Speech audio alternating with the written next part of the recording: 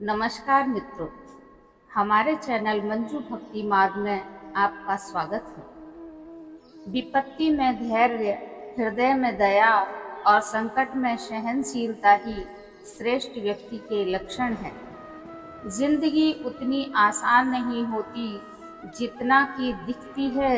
मुसीबतें भी आएंगी, खुशी भी होगी, क्योंकि ये धूप छांव का खेल खेलती है। उगते हुए सूरज और बढ़ते हुए कदम कभी मत रोको, क्योंकि उसे जीवन में आगे बढ़ना है, कुछ बन के सफल होने के लिए। कोई भी कार्य संसार में करो तो सोच विचार कर करो। कहते हैं बिना विचारे जो करे सो पीछे पछताए, काम बिगाड़े आपनो जग में होत हसाए। एक बुढ़िया माँ के 4 बेटे थे। एक बार उनकी माताजी की तबीयत खराब हो गई। बेटों ने सोचा कि किसी वैद्य के पास जाकर माताजी का इलाज करवा लेते हैं। यह सोचकर अपनी माताजी को लेकर एक वैद्य के पास पहुंचे और वैद्य से कहा, कोई अच्छी सी दवा दीजिए, हमारी माताजी की तबीयत ठीक हो जाए। वैद्य ने कहा, ठीक है, मैं दवा दे देता हूँ। वैद्य ने नब्ज देखी और नब्ज देखकर दवा दे दी। साथ ही चारों बेटों को समझा दिया कि किस प्रकार दवा देनी है। बेटे खुशी खुशी माताजी को लेकर घर पहुंच गए और उसके पश्चात माताजी को दवा देने के लिए चारों बेटों ने 4 तरफ से माताजी को पकड़ा और हिलाने लगे। थोड़ी ही देर में देखते हैं कि माताजी के प्राण पखेरु उड़ गए। उन्हें बड़ा आश्चर्य हुआ। माताजी को अभी दवा नहीं दी, माताजी को क्या हो गया। वो वापस वैद्य के पास गए और बोले, तुमने दवा कैसी दी है, माताजी तो नहीं रही। वैद्य ने कहा, तुमने क्या किया था। बेटों ने बताया कि आपने कहा था कि हिलाकर दवा पिला देना। हमने जैसे ही माताजी को हिलाया, माताजी तो नहीं रही। वैद्य को उनकी नासमझी पर बड़ा ही क्रोध आया। बोला, मूर्खो, तुमने यह क्या किया। मैंने दवा हिलाने के लिए कहा था, तुमने माताजी को ही हिला दिया। कोई भी कार्य यदि किसी से कहा जाता है तो पहले उसे ध्यान से सुनो और उसके बाद उस पर अमल करो, तभी फायदा मिलेगा। एक आदमी ने देखा कि एक हाथी के पैर में रस्सी बंधी है। वह विशाल हाथी आसानी से उस रस्सी को तोड़ सकता है, लेकिन वह साधारण सी रस्सी से बंधा है। आदमी ने महावत से पूछा, यह इस साधारण सी रस्सी से कैसे बंधा है। यह तो आसानी से इसे तोड़ सकता है, तो फिर तोड़कर चला क्यों नहीं जाता। महावत ने कहा, यह जरूर जा सकता है। जब यह छोटा था तो मैंने इसे इसी रस्सी से बांध दिया था, तब यह रस्सी तोड़ने में असमर्थ था। अब यह रस्सी तोड़ सकता है, लेकिन इसके मन में यही बैठ गया है कि मैं इस रस्सी को नहीं तोड़ सकता। ऐसे ही मनुष्य भी सोच लेता है कि अमुक कार्य वह नहीं कर सकता, लेकिन कोई भी कार्य असंभव नहीं होता। पेन में जिस रंग की स्याही होगी, लिखावट भी वही रंग की होगी। ठीक उसी प्रकार मनुष्य के मन में जिस प्रकार के विचार होंगे, उसके कर्म भी वैसे ही होंगे।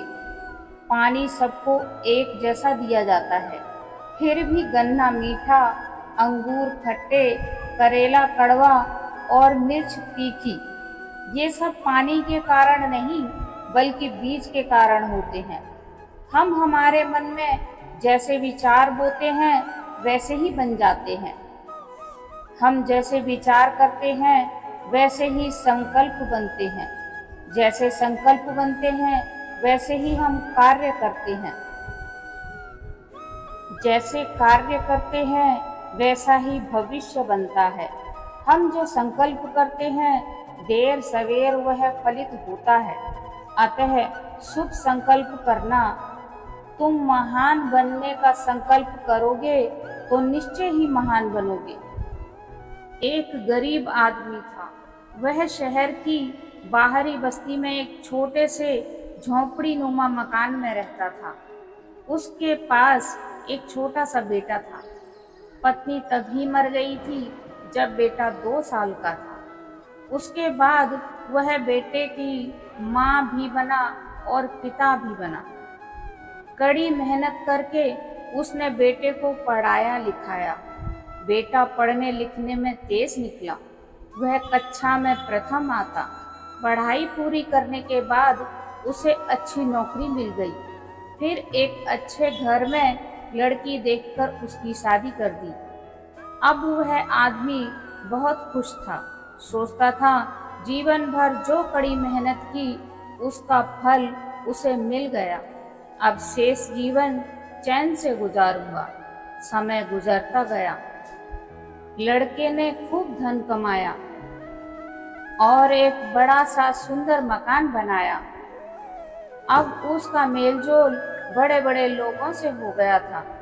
उन लोगों से अपने गरीब और सीधे साधे बाप को मिलवाते हुए उसे शर्म आने लगी। इसीलिए उसने मकान के पीछे बाड़े में एक झोंपड़ी बनवा दी। बाप उसमें रहने लगा। बेटा बहू उसके साथ अच्छा व्यवहार नहीं करते थे। वे उसके खाने पीने और कपड़ों का भी ध्यान नहीं रखते थे। फिर भी उसे कोई शिकायत नहीं थी। वह उन्हें सुखी और प्रसन्न देखकर खुश होता था। फिर लड़के के घर पुत्र का जन्म हुआ। बूढ़े की खुशी का ठिकाना ना रहा।